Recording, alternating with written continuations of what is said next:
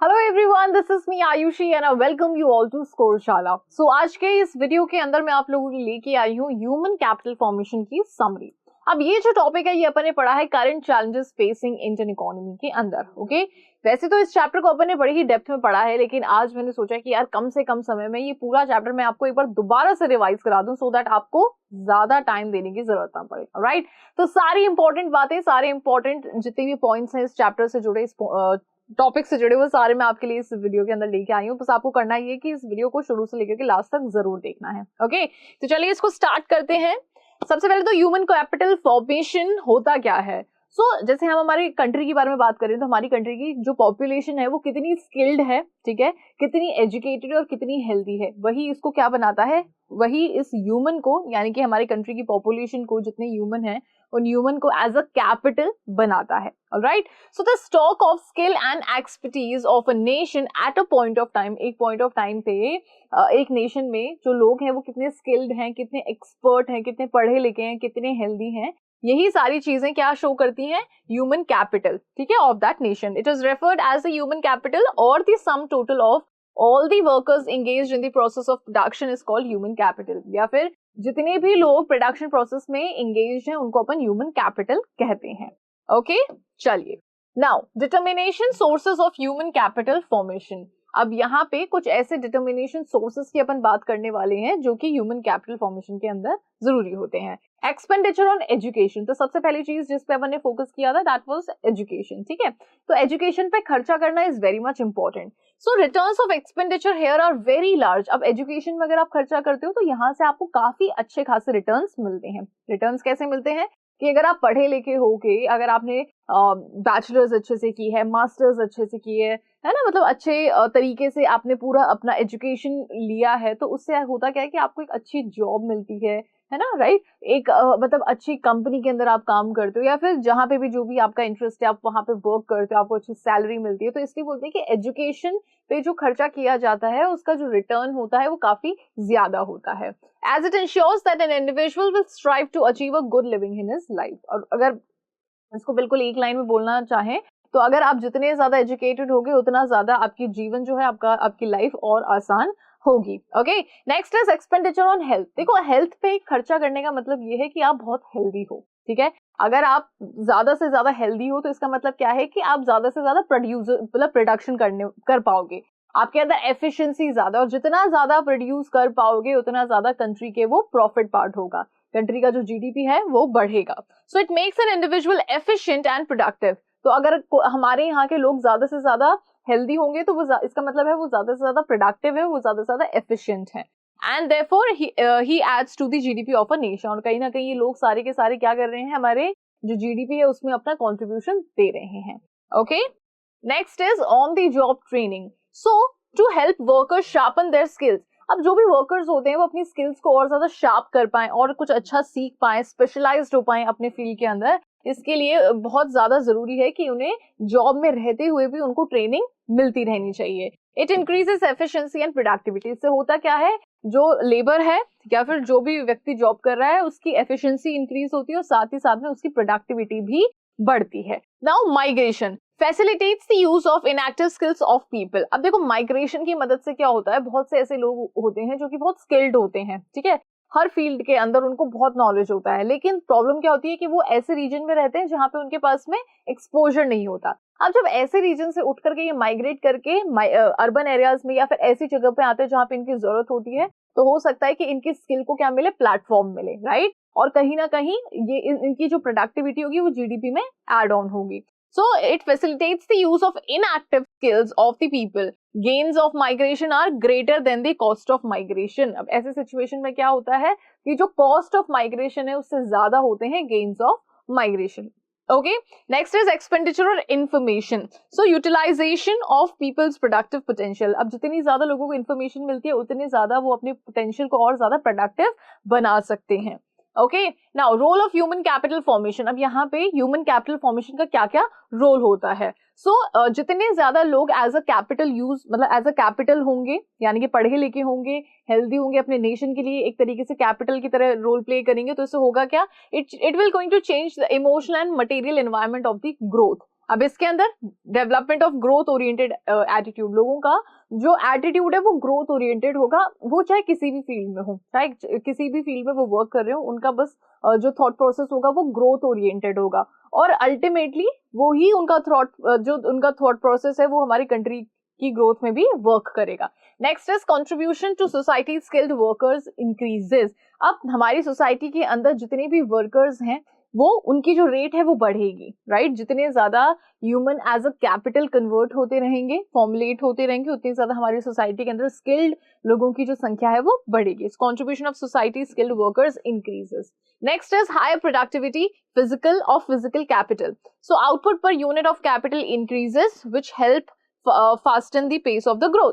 अब देखो, जितने ज्यादा लोग पढ़े लिखे होंगे उतना ज्यादा output per unit of capital, मतलब आउटपुट जो है वो हम ज्यादा से ज्यादा अचीव कर पाएंगे, और अल्टीमेटली वो हमारी कंट्री को ग्रोथ की तरफ लेके जाएगा। Okay, next innovative skills. So यहाँ पे दिखती सी बात है, आप पढ़े लिखे होगे तो आप और ज्यादा इनोवेशन की तरफ चलोगे। So greater possibilities of innovation in the area of production के एरिया में इनोवेशन बढ़ने के बहुत ज्यादा चांसेस होंगे। Higher rate of participation, so inducing greater employment through enhancing productive capacity of labour force. अब जब लेबर फोर्स जितनी ज्यादा प्रोडक्टिव होगी उतनी उनके लिए क्या होगी, एम्प्लॉयमेंट अपॉर्चुनिटीज भी बढ़ेगी। सो inducing greater employment through enhancing, क्या चीज इनहैंस करके, productive capacities of labour force. Okay, तो इससे एम्प्लॉयमेंट अपॉर्चुनिटीज भी कहीं ना कहीं बढ़ेंगी।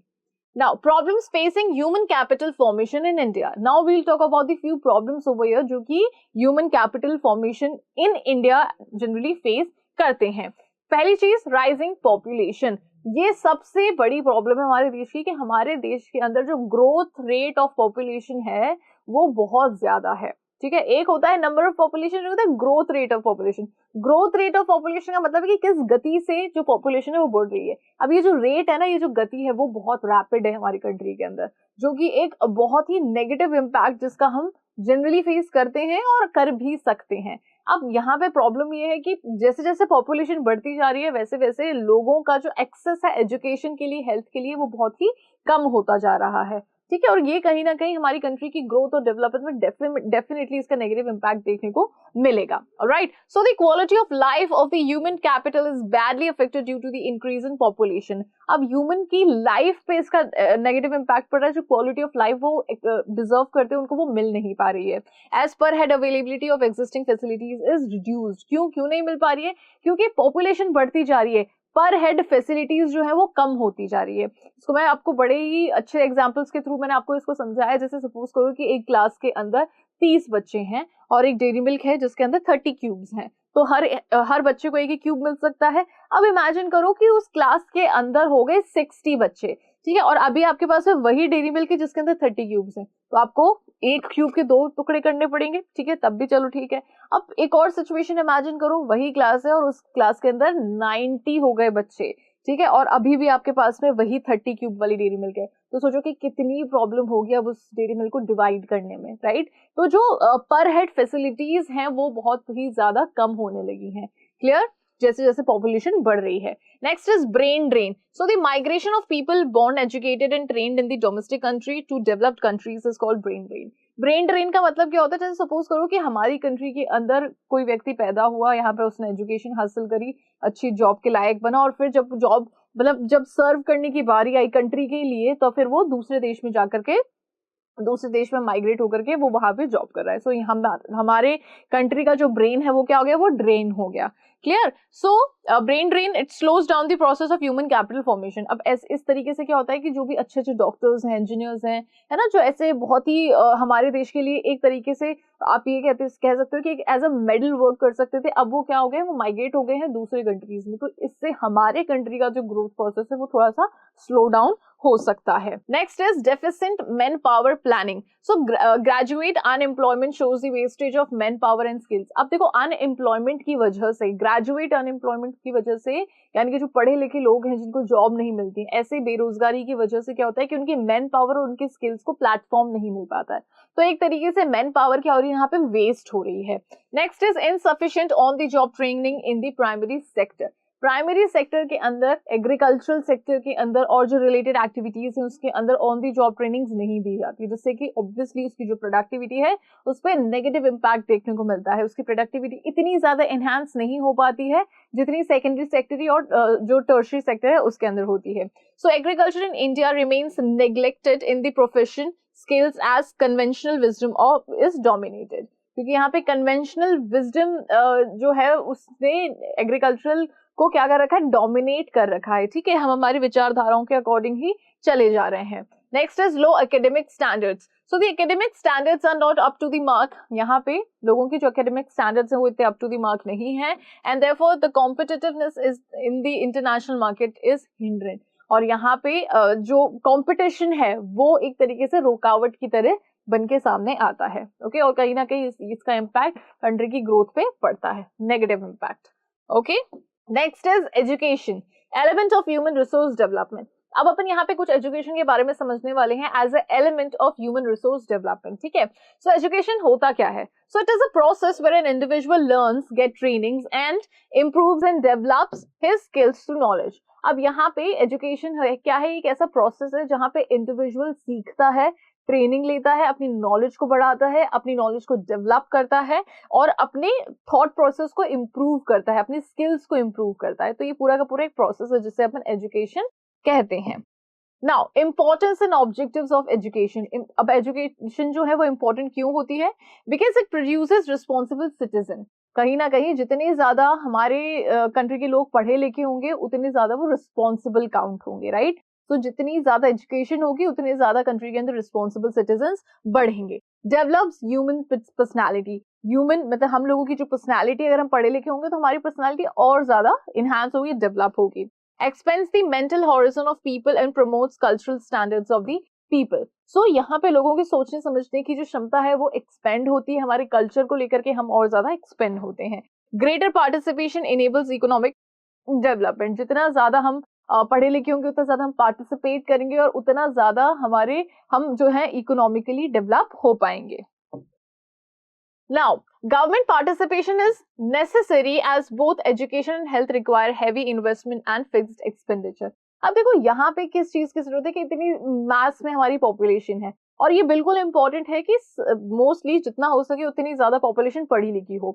अब इतनी बड़ी पॉपुलेशन को एजुकेशन प्रोवाइड कराना is not a easy thing. तो यहाँ पे गवर्नमेंट के इंटरवेंशन की बहुत ज्यादा जरूरत है कि गवर्नमेंट एक अच्छा खासा इन्वेस्टमेंट करे in place of education and in health. ठीक है, यहाँ पे अगर गवर्नमेंट अच्छा खासा इन्वेस्टमेंट करती है जिससे कि लोग ज्यादा से ज्यादा हेल्दी और ज्यादा से ज्यादा पढ़े लिखे हो तो इसका डायरेक्ट इम्पैक्ट किस पे पड़ता है? हमारी कंट्री की ग्रोथ पे पड़ता है।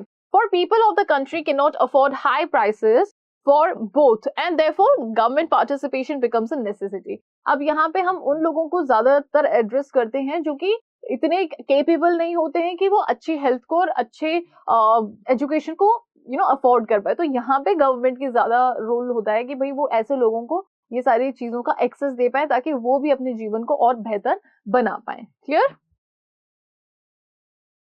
Now growth of education sector in India. अब एजुकेशन सेक्टर इंडिया के अंदर किस तरीके से ग्रो किया है इसके बारे में अपन बात करते हैं। So expansion of general education, the number of educational institute facilitating elementary education increase 5 times and so did the enrollment of students increase tenfold. So यहाँ पे जो enrollment है, जो enrollment ratio है स्टूडेंट्स का वो 10 गुना बढ़ा है। कहीं ना कहीं एलिमेंट्री एजुकेशन है वो 5 गुना बढ़ी है हमारे देश के अंदर।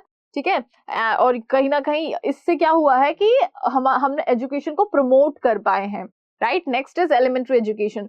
सो number of primary and middle schools increase. हमारे कंट्री के अंदर जो primary schools and middle schools है वो बढ़े हैं। The major cause of educational backwardness is socio-economic poverty. अब देखो अगर एजुकेशन के अंदर कहीं ना कहीं मतलब एजुकेशन सेक्टर का कहीं ना कहीं पिछड़ा हुआ है तो उसका मेन रीजन क्या है? पॉवर्टी, गरीबी। Okay, secondary and senior secondary education. So Navodaya Vidyalaya established to give modern education to talented students belonging to the rural areas. अब नवोदय विद्यालय जैसी जो इंस्टीट्यूशंस है वो स्टार्ट किए गए हैं ऐसे ही बच्चों के लिए जो कि टैलेंटेड हैं, स्किल्ड हैं और गाँव के हैं। And also provides boarding facilities, केंद्र विद्यालय by central government। और वहीं पे केंद्र विद्यालय जैसे स्कूल्स भी सेंट्रल गवर्नमेंट के थ्रू यहाँ पे स्टार्ट किए गए हैं, एस्टेब्लिश किए गए हैं, just to benefit the childrens of transferable employees. कैसे बच्चों को बेनिफिट्स देने के लिए, ऐसे बच्चों को जिनके पेरेंट्स की जॉब ट्रांसफरेबल होती है। तो केंद्रीय विद्यालय मोस्टली सब जगह होते हैं, तो वो केंद्रीय विद्यालय का अगर कोई बच्चा है तो फिर वो उसके पेरेंट्स का अगर कहीं ट्रांसफर हो रहा है तो वो वहां पे स्विच हो सकता है। Higher education, so University Grant Commission यानी कि UGC regulate and guides higher education in India. India के अंदर हायर एजुकेशन को कौन कंट्रोल, कौन मॉनिटर करता है, तो यूजीसी करता है। Several universities and colleges have been set up in the country. UGC के अंडर में बहुत से यूनिवर्सिटीज सेटअप हुई हैं, बहुत से कॉलेजेस भी सेटअप हुए हैं। Now vocationalization of secondary education, so vocational course has been introduced in the areas of agriculture, trade and commerce, medicines and health, engineering and technology। तो इन सभी सेक्टर्स के अंदर vocationalizing कोर्स भी ज्यादा से ज्यादा बढ़े हैं। These courses prepare students for practical work in life। अब ये जो कोर्सेज हैं ये स्टूडेंट्स को मदद करते हैं प्रैक्टिकली वो अपनी लाइफ के अंदर और ज्यादा बेहतर परफॉर्म कर पाए इन चीजों में। Now rural education and adult and female education, so children of scheduled caste and scheduled tribes are provided free education in all the states। Mostly सभी स्टेट्स में जो छोटे बच्चे होते हैं जो scheduled caste और scheduled tribes से आते हैं, इन सेक्टर से आते हैं, उनको फ्री एजुकेशन प्रोवाइड करवाई जाती है। National Rural Higher Education Council ensures the expansion of education in rural areas. अब रूरल एरियाज के अंदर भी एजुकेशन और ज्यादा एक्सपेंड हो, इस चीज का ध्यान कौन रखता है? National Rural Higher Education Council. Okay, providing meaningful education to youth of age group 15 to 25 year and technical education to women। तो इस चीज पे भी ध्यान दिया जाता है कि 15 साल से 25 साल तक के बच्चों को अच्छी खासी मीनिंगफुल एजुकेशन प्रोवाइड करवाई जाए और जो औरतें होती हैं उनको भी एजुकेशन प्रोवाइड करवाई जाए। Women education council to promote education among women. अब ये है विमेन एजुकेशन काउंसिल जो कि महिलाओं के बीच में एजुकेशन को प्रमोट करते हैं। Technical, medical and agricultural education, new research centres set up in a country like Indian Institute of technology. हमारे कंट्री में बहुत से रिसर्च सेंटर्स सेटअप हुए हैं जैसे कि Indian Institute of Technology, agriculture universities set up to ensure awareness and growth in the agriculture sector. ठीक है, तो एग्रीकल्चर सेक्टर को भी यहाँ पे ध्यान दिया गया है इस सेक्टर के अंदर भी, और कहीं ना कहीं ऐसा नहीं है कि यहाँ पे निग्लेक्ट किया है, बहुत सी यूनिवर्सिटी सेटअप की है जिससे कि इस सेक्टर के अंदर भी ज्यादा से ज्यादा ग्रोथ कर पाए। Okay, next is total literacy camping, so national literacy mission was launched to ensure। national literacy mission यहाँ पे लॉन्च किया गया था किस चीज के लिए? इस चीज को इंश्योर कर पाए total literacy in the country। it was remodeled to साक्षर Bharat that focused mainly upon female education। अब यहाँ पे टोटल लिटरेसी रेट पे फोकस किया, साक्षर भारत जो है इसके अंदर यहाँ पे मेनली फीमेल एजुकेशन पे फोकस किया, covering all those the age group of 15 and above. अब इसके अंदर उन सभी को फोकस किया गया जो कि 15 साल के और इस साल से 15 साल से ऊपर के हैं। ठीक है, तो ये मिशन एक तरीके का नेशनल लिटरेसी मिशन इसी के अंदर आता है, साक्षर Bharat. Okay, now why is education a challenge proposition in India? अब हमारे कंट्री के अंदर एजुकेशन एक चैलेंज क्यों है still? So large number of illiterates, देखो अनपढ़ों की जो संख्या है ना हमारे देश के अंदर वो बहुत ज्यादा है। Around 36 crore people in India are illiterate. 36 crore people जो है वो अभी तक अनपढ़ है हमारे देश के अंदर, making India a country with the largest number of illiterates, जो कि कहीं ना कहीं हमारी कंट्री को एक ऐसी जगह पे रखता है जहां पे इलिटरेट्स की संख्या बहुत ज्यादा है। Next is inadequate vocationalisation. Degree oriented education is the main reason for unemployment. हमारे यहाँ पे क्या है कि डिग्री ओरिएंटेड एजुकेशन है, ठीक है, हमारे यहाँ पे जॉब ओरिएंटेड एजुकेशन नहीं है। अगर जॉब ओरिएंटेड एजुकेशन होती है तो बात अलग होती है, लोगों को एम्प्लॉयमेंट रख दिया जाता है। डिग्री ओरिएंटेड एजुकेशन की वजह से अनएम्प्लॉयमेंट यहाँ पे काफी ज्यादा है। Education largely is deficient in qualifications related to certain professions, okay, imparting technical or practical knowledge। अब यहाँ पे जो अपन बात कर रहे हैं एजुकेशन की भी, तो इसमें भी टेक्निकल नॉलेज सभी को नहीं दिया जाता, प्रैक्टिकल नॉलेज नहीं दिया जाता, जिसकी वजह से कहीं ना कहीं जब फील्ड पे निकलते हैं काम करने के लिए तो उसका नेगेटिव इम्पैक्ट देखने को मिलता है। So this is also a problem. Next है जेंडर बायसनेस होती है। फीमेल एनरोलमेंट रेशियो जो है वो बहुत ही कम है compare to male enrolment ratio. Drop out ratio females का काफी ज्यादा है। Low rural access level, so the rural population has low access to the education compare to urban. Urban area से अगर कंपेयर करें तो रूरल एरियाज के अंदर एजुकेशन का जो एक्सेस है वो बहुत कम है। Okay, then another problem is privatisation. अब बहुत से ऐसे एजुकेशन इंस्टीट्यूशन हैं जो कि प्राइवेट हो चुके हैं। प्राइवेटाइजेशन का मतलब तो यही है कि प्राइवेट सेक्टर की ओनरशिप है, और प्राइवेट सेक्टर की ओनरशिप का मतलब क्या है कि उनका एम क्या है, प्रॉफिट कमाना ज्यादा से ज्यादा। और जब एम यही हो जाता है कि प्रॉफिट कमाना ज्यादा से ज्यादा, तो कहीं ना कहीं उन्हीं चीजों पे फोकस किया जाता है, जैसे फीस बढ़ाने में फोकस किया जाता है। अब जब फीस बढ़ जाती है तो हमारी सोसाइटी में बहुत से ऐसे लोग हैं जो कि बढ़ी हुई फीस को अफोर्ड नहीं कर सकते हैं। तो ये भी एक रीजन है जिसकी वजह से बहुत से लोग एजुकेशन से दूर रहते हैं। So expensive private education creates an increase in gulf between access level for rich and poor. तो कहीं ना कहीं एक्सेस लेवल जो है एजुकेशन का, रिच और पुअर का, ये काफी ज्यादा बढ़ जाता है। Weaker section remain excluded from the educational opportunities. जो वीकर सेक्शन है वो एजुकेशनल अपॉर्चुनिटी से काफी दूर रहता है। Low government expenditure on education. So the actual expenditure on education by the government remain low as 4 to 5%। अब जीडीपी का कुछ परसेंट ऐसा होता है जो कि एजुकेशन में खर्चा करना जाना चाहिए, लेकिन गवर्नमेंट का यहाँ पे जो ये इन्वेस्टमेंट है ये बहुत कम है। It's just only about 4 to 5%। Okay, so ये सारी प्रॉब्लम्स हैं जो कि इंडिया फेस कर रहा है in sector of education, right. तो ये सारी चीजें आपको ध्यान रखनी है। यहाँ पे आपका ये जो चैप्टर है वो होता है कंप्लीट। कहीं पे कोई भी डाउट है तो वो आप मुझसे कमेंट सेक्शन में पूछ सकते हो। आपको वीडियो कैसा लगा ये जरूर बताइएगा। अगर अच्छा लगा है तो वीडियो को लाइक करना और चैनल को सब्सक्राइब करना। Thank you so much.